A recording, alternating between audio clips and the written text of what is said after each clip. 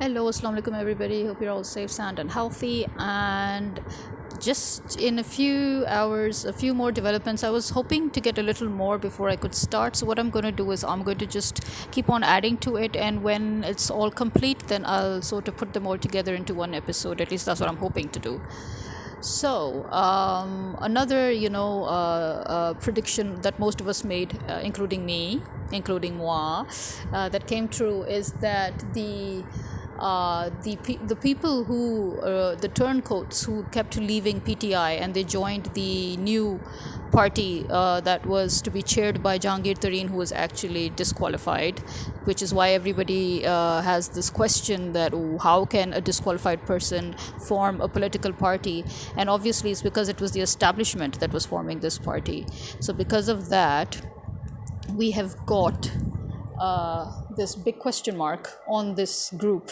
And as I said, this was basically their way of putting all the outcasts, putting all the trash on one side, and they will all fizzle out. They wouldn't be given a chance to continue their political careers. In other words, they were just put away to die, politically speaking. And yes, this is their political demise right now. So that prediction came true. Now, another thing which we kept on and on telling the establishment and the army in general. I know people tend to think that the army is the establishment, but you need to understand that although the army forms a large part of the establishment, but it's not 100% of the establishment. So, that is why I usually name them separately, the army and the establishment, although people like to just put them all in one. But in any case, so now the establishment suddenly remembers Imran Khan. If you remember, that is the same army and establishment that were, talking big before. According to them, Imran Khan and his party did not know ABC about how to run the government, that they were running the government for Imran Khan, that they were the ones responsible for the economy, they were the ones responsible for all that was going right in Pakistan, that they were literally teaching Imran Khan and his party how to walk. So now you're all in all, you ousted Imran Khan and you're basically running the show. According to you, it was always you running the show. So why is everything in minus? Why is the treasury empty? Why is our rupee crashing? Why is the economy going in minus? Why are the production rates going to minus? Why are the businesses closing? Why is every single thing minus? Why is our index minus when it was positive? It was left at 6% when Imran Khan was ousted, and now it is at zero. Everything is at minus. So explain that to us, please, since you are supposed to be the mastermind behind the rising economy of Pakistan. So now you are openly the one in charge of it. So how is it that you and a group of 14 political parties, a coalition of 14 political parties sitting in the parliament, every single one of them in power, and you in power, the army, General Bajwa, according to you, according to all of you. So you are right now in power. How is it that our economy has crashed? How is it our production has crashed? How is it that we have no import export? How is it that we have no domestic business?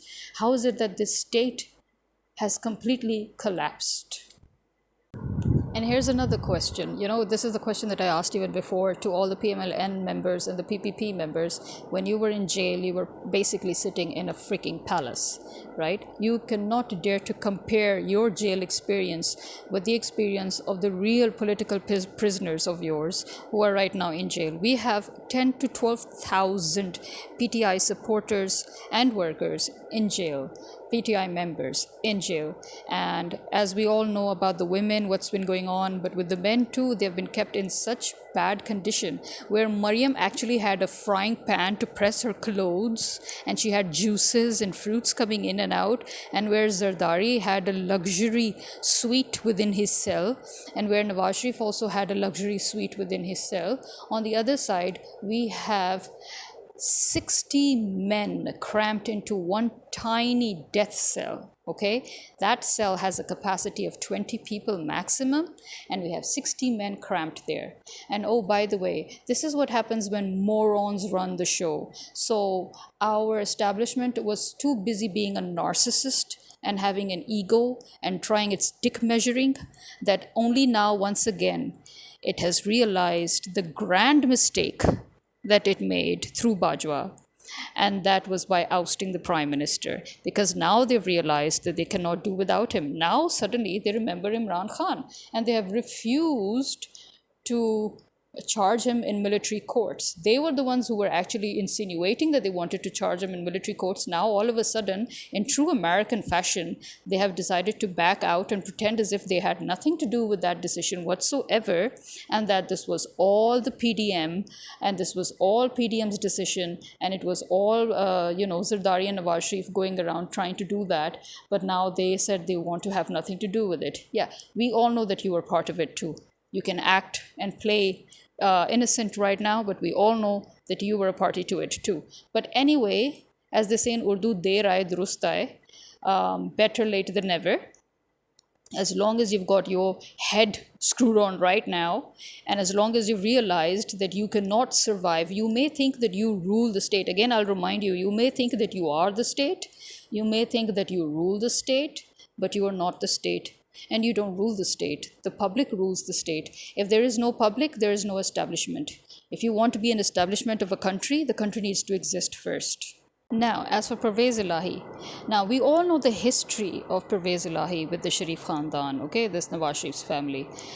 Pervez Ilahi and the Sharif family, they have sort of taken turns over governing Punjab, okay, just to put it very short and sweet.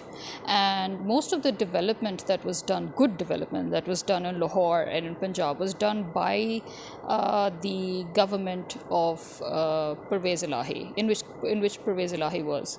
But now the thing is, although these two have been political rivals and arch enemies, but at the same time, when Nawaz Sharif was ousted, when he had to leave the country, when he was on exile or self-exile or whatever you like to call it, when he was removed by Musharraf even, and when his son stayed behind, and when not his son, actually when his family stayed behind, his sons are in England, so when his family stayed behind, when the people who actually took care of them, of his family that remained, the people who took care of them were Pervez Ilahi and his family. And just look at how low down Nawaz Sharif's family is, that they literally have no sense of shame or courtesy or decency, or they're such ingrates, really. They're such ingrates that the same family that helped them in difficult times, that took care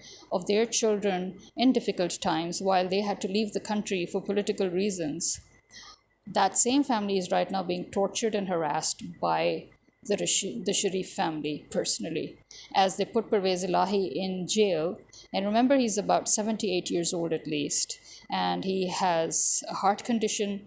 And the only reason they picked him and put him in jail, where they are basically keeping him in almost inhumane conditions, is because they want him to leave Imran Khan. They want him to leave PTI. And they keep on telling him, today you just resign, withdraw like all the others. We will let you go. And not only will we let you go, we will actually give you a future in politics. We'll give your children a future in politics. Which obviously we all know that they cannot even be trusted for that, because look at what they've done to all the others they promised a future in politics too. They have literally been put in a trash can in an outcast group. So we have that. And here's another point that we need to make, or I thought I was about to make that point in my last episode. I'm sorry if I didn't complete it. And that is the meeting between Shah Mahmood Qureshi, who was the vice chairman, still is the vice chairman of PTI, and Imran Khan. And as I was talking about Geo News in my previous episode, and how Geo News is known as the most how do we say, uncredible, not incredible, uncredible, as in it's not credible. They do not have credible news. They never give credible news. Every single news of theirs is fabricated or scripted or censored or allowed. In other words, it's dictated by the government. So they're the mouthpiece of the government, okay? And Geo News was trying to create this whole narrative about how Shah Mahmood Qureshi went and made some demands from Imran Khan, because this was a message that he was told to give by the establishment and by the Punjab's illegal government, whose time has already expired, like way back when, that Imran Khan should hand over the party to somebody responsible and remove himself and not be involved anymore, and that he should leave the country and this and that, and blah blah blah. But the truth is that there was no such thing. And that is what Imran Khan was also saying, that it's amazing how people suddenly find news, and how they, with such credibility, with such confirmation, they spread false news as if they were right there with us. And there were only two people. There was nobody there to even record their conversation. They had a completely private conversation in Imran Khan's home.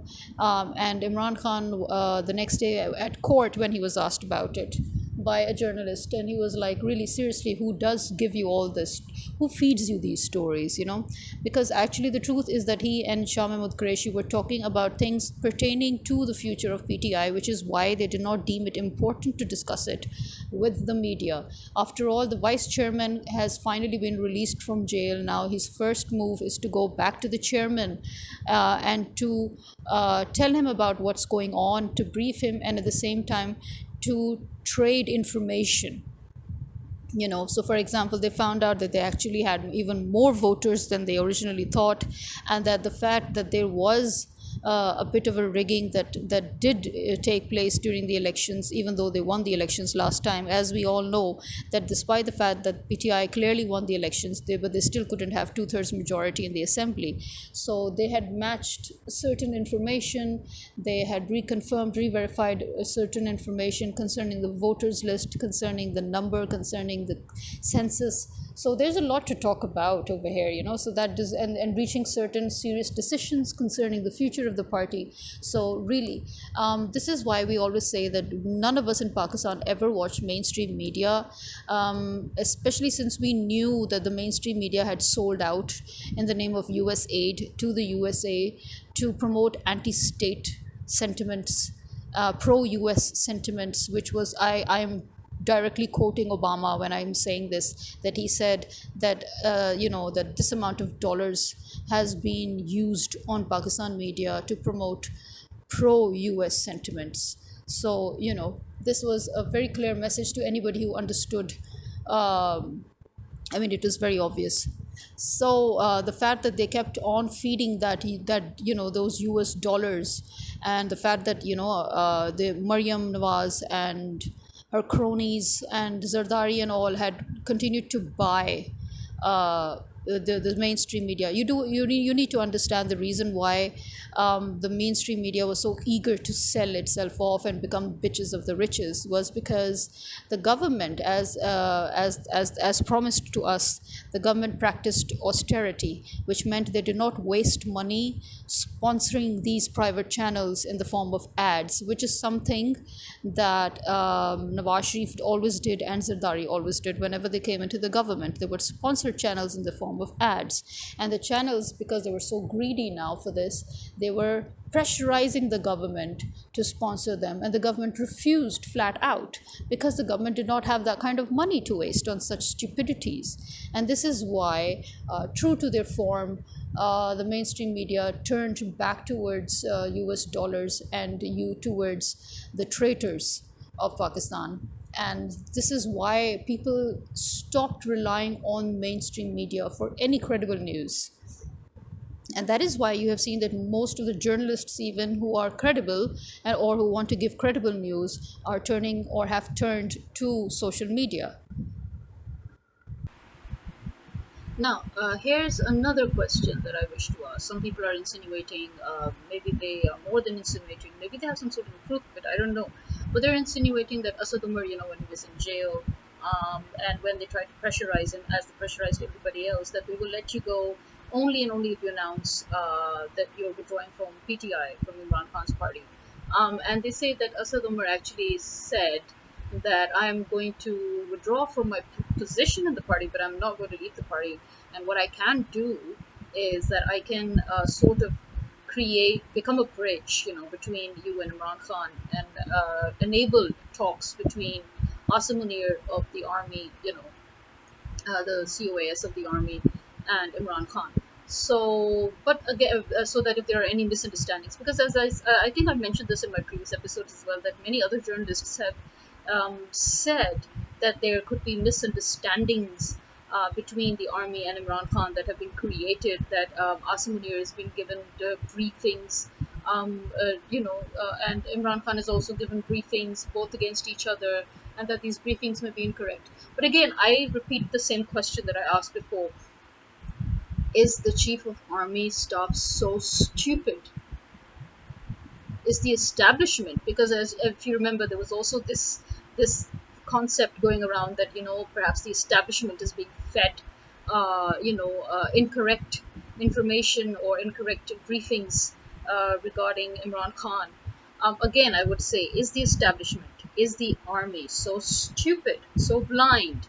I thought they were the ones who are running the state secretly. That's why we call them the establishment, because they're running the state secretly. So how is it that the people who are behind everything, the all in all of the country, how is it that they're not even aware of the fact that the information that they're getting is right or wrong?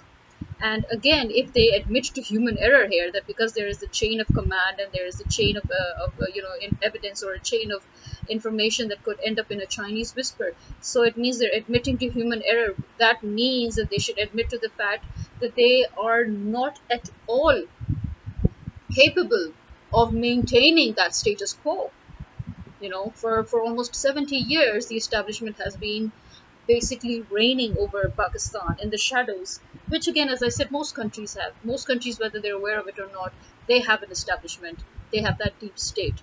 Fine. But again, the whole point of a deep state is that they should be able to work in the shadows to run the country. I get that, and I even get where they're coming from, although I don't 100% agree with them, because again, these kind of scenarios that get created, they show that at the end it's all about human error, because institutions are made up of human beings, organizations are made up of human beings, and when human beings interact, then there will always be human error. So why the ego, why the dick measuring, you know why the narcissism, why the we are all in all, why the reign, why calling yourselves the kings? You're not kings. Again, try to understand that you are essentially humble servants, because the real kings are supposed to be the public of the state.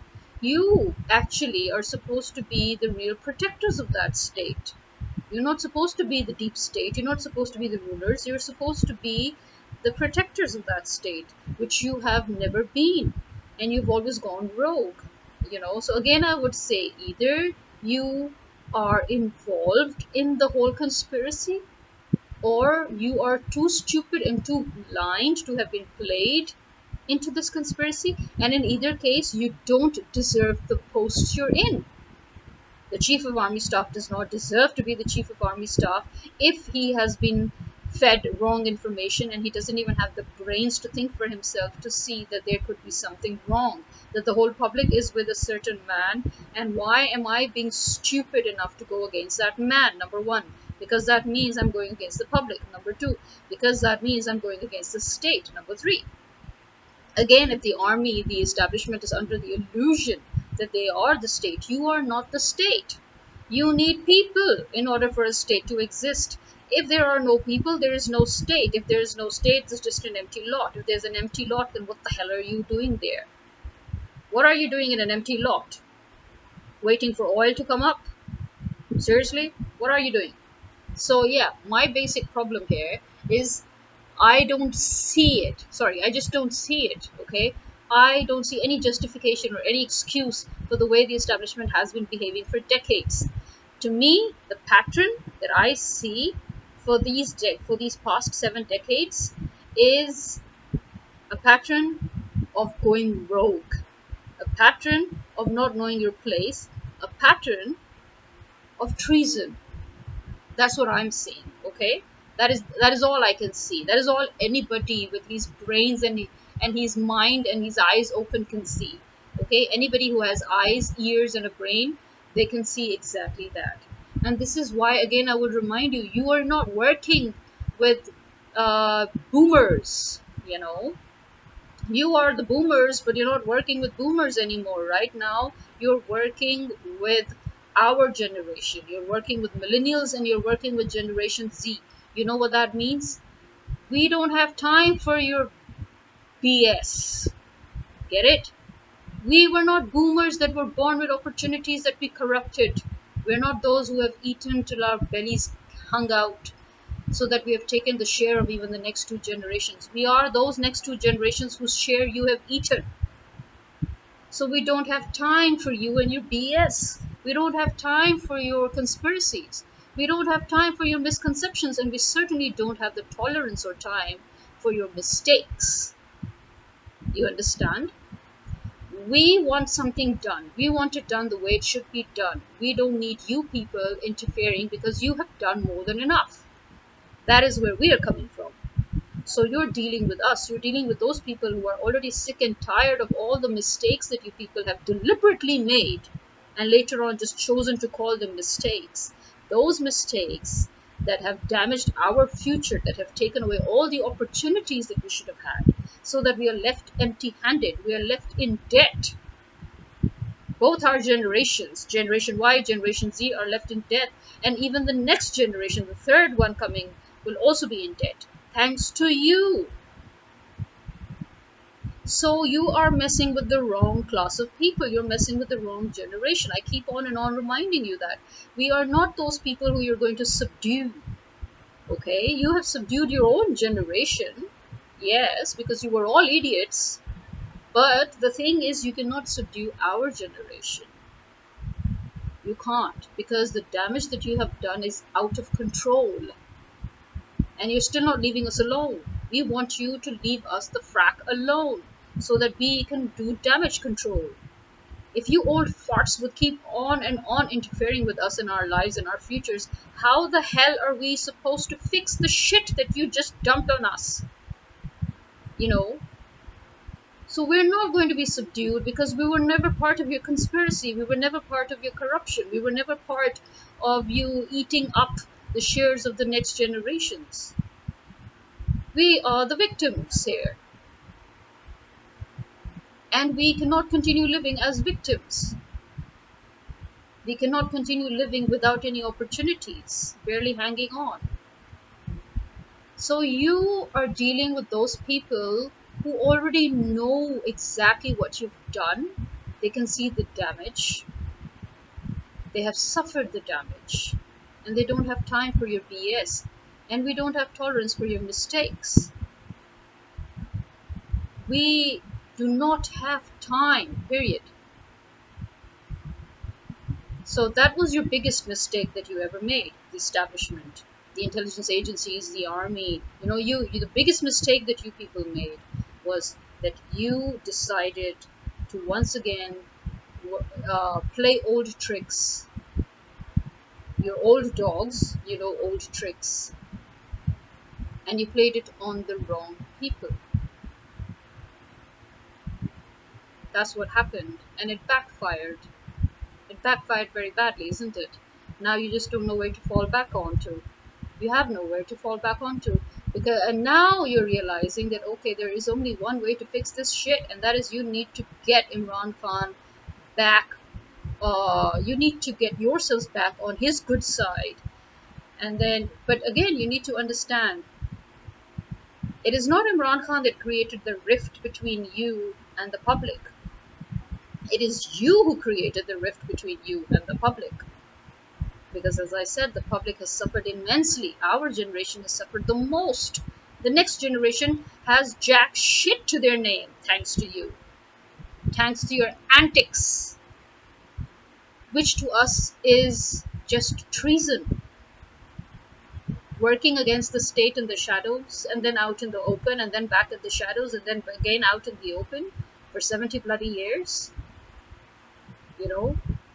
You have been more anti-state than any deep state or any establishment ever in any other country, really. And then you've become very obvious about it. Now you were just moving around on a rampage as if you didn't care what came next, because now you were 100% sure that Pakistan was sold out. The deed was done. You just had to wrap it all up in a bow and then hand it over to the US. So this is why you decided it didn't matter if everything was obvious. And again, that's how it backfired, because the public already knew everything. And the public was ready. And the public is still ready to fight you. Again, we don't have a place for an institution that takes our money and then bites our hand. We don't, and we will never tolerate it. Never. Because you gave us nothing. You only took from us. So why should we tolerate you? So you have finally realized that Imran Khan will never get minused. Instead, you could get minused. Because if the public, which is already simmering, the public is not scared. You thought that you would scare the public, you would instill fear in the public, but actually the public is just getting worse. The public is getting more and more angry, and you know what that means. You know what a slow ticking time bomb is. It will just suddenly just explode. And then the overseas Pakistanis have activated themselves, and that is where you have really suffered, because you were the ones trying your best to tie their hands. But again, how stupid of you. How can you tie the hands of people who follow laws of countries other than yours? How can you try to threaten overseas Pakistanis? Are you crazy? You are right now surviving on your last threads because of the overseas Pakistanis. If all of them decide to stop sending you dollars and pounds, I'll see how you crash. You're already crashing because many of them have stopped. You're literally surviving on their coattails. Okay? As you owe the overseas Pakistanis a lot, they don't owe you anything. Right now, you are running on the fumes of overseas Pakistanis. Okay? So you cannot even dare to threaten them. The minute they'll stop sending you people money, the state will 100% collapse. The reason the state has almost collapsed is because the overseas Pakistanis do not trust you, and they're not sending money, they're not sending revenue into this country anymore since you ousted Imran Khan. And this is why you're having foreign exchange shortage. And this is why the rupee is constantly devaluing. Because added to that, you, self-professed masters of economy, you who claimed to run the whole country behind Imran Khan's back, you failed miserably as soon as Imran Khan walked out. You failed. Look at our economy, look at our rupee, look at our import export, look at our business, look at everything. Everything is minus. Everything is zero or minus. But according to you, you were the one running the country. If you were running the country, then what bloody hell happened? So, this is my question, and I know you have no answers. We have the answers to these questions, and it's very obvious. And even your ministers now are screaming their heads off because they're saying if the elections actually take place and if we're not allowed to rig the elections, if these are fair and free elections, then Imran Khan will screw us royally. Yeah, that is their own word. He will destroy us. So, as long as you know, because yes, it's true, he will destroy you. I mean, even right now, as usual, the dogs have started fighting each other. As we always know, these people can never be together. They're only together in order to. I mean, imagine 14 parties had to get together just to oust one man, and they still couldn't run the government. They still couldn't um, help the establishment establish itself. And they still couldn't do jack shit for the economy. Obviously, they weren't here to do jack shit for the economy. They were here to destroy and burn down the country. Get it? We all get it. But at the end, as usual, there's no honor among thieves. So they came thinking that they would reap mutual benefits, and now that they've realized once again that the greed has overtaken one party or the other, so they've started skirmishing, and the skirmishes in between them are the same old. I swear, you could just turn the tape recorder on and set it on a loop. It's always the same. So we have again the Zardari family declaring themselves royalty, and then we have Sharif family saying no, we are royalty, and then Zardari is saying that no, I'm king, and you should bow down to me, and Now Shahbaz Sharif is thinking, okay, how can we oust Zardari? But obviously, you cannot, because Zardari had already played the long game with you guys. He pushed you in the front. You guys, true to your nature, you went around like rabid dogs. You kidnapped people, you murdered people. This is what you do best. Although it's true that Zardari is doing the same in Sindh, in Karachi, he is kidnapping people, he's killing people in the government, out of the government, in PTI, out of PTI. He's doing that. He's always done that. You two are mafia groups. But now your dog fight has begun already. But now here's this other problem, and that is that the establishment has realized once again what fools they've been, because every single time they've always worked with you two, with these two parties, and every single time they've eaten shit. And yet they keep on dropping themselves. I think they're addicted to this shit, I don't know, but they keep on dropping themselves down to that dung hole over and over again. But then again, it's because at the end of the day, they also need those US dollars, and that can only stream in through you people, isn't it? So they have started fighting over rigging again, because according to them, in the Kashmir elections, PPP has already started rigging, so they know that PPP, People's Party, Zardari's group, is going to win. But Imran Khan always has the chance to turn the tables completely. He can boycott the elections, and stuff can go wrong. But let's see what happens. But the fact that they've already always accused each other of election rigging, and yet they claim that they both don't rig elections, when Imran Khan also said that yes, they do. There has been rigging, even if it was to a small extent last time, but still, at the major instances, rigging occurred. And voila, here we are all over again, the same old fight. The PPP people have already started rigging the elections before they could even start. They've rigged the elections in Karachi, they've rigged the elections in Kashmir. Okay, so what about you? You didn't even hold the elections. You're still sitting as a caretaker government. A caretaker government, mind you, who had only 90 days. How many days have passed since you've expired? That's what I'd like to know. So this is me signing out. Ciao ciao. Khuda hafiz.